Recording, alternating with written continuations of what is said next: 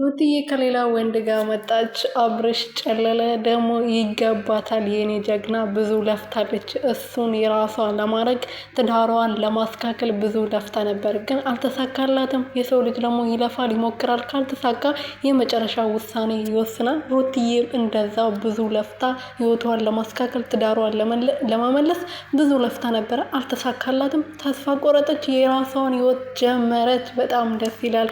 የኛ ጀግና ሴቶች ምሳሌ ማለት ነው ሩትዬ። አብርሽ እንግዲህ ብዙ ቢለከስከስም ዛሬ ደግሞ ሩታ የራሷን ህይወት ጀምራ እንደዚህ አምራ ውቡና ከሱ የበለጠ ሸበላ ይዛ ስትመጣ እንግዲህ በቅናት እየተንጨረጨረ ይገኛል ማለት ነው። ከዚህ በላይ ይገባታል ማለት ነው። የኔ ቆንጆ የኔ ፍልቅልቅ ማለት ነው። ከዚህ በላይ ነው የሚገባት ለሩትዬ ማለት ነው። ይሄ እንደውም ሲያንስባት ነው። ሰላም ሰላም ቤተሰብ እንዴት ናችሁልኝ? እኔ ያለው ፈጣሪ የተመሰገነ ይሁን። በያላችሁበት ሰላማችሁ ብዙ ትርፍርፍ ይበልልኝ። ሩትዬ በዚህ ሰሞን ለምንድን ነው ይሄን 2 ቀን የጠፋችሁ? መቼ ነው በራሷ ቤት የምትመጣው? መቼ ነው አዲስ ነገርስ የምታሳየን?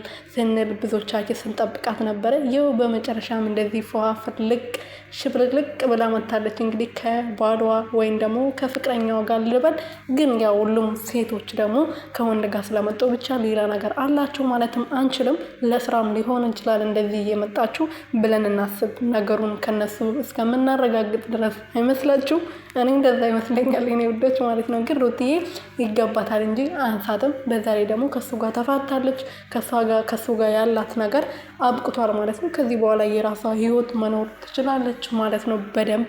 በፊቱ እንኳን ባለትዳር ሆና እንዴት ከሌላ ወንድ ጋር እንደዚህ ትሆናለች እንል ነበር። አሁን ግን የምንልበት ምክንያት የለም። ከሱ ጋር ወረቀቷ ፈርማ ተጨራርሳለች ማለት ነው በሚዲያ እንደምናውቀው። ግን ፕራንክ ካልሆነ ማለት ነው። አይመስላችሁም የኔ ውዶች? እኔ ግን ይመስለኛል። ሩትዬ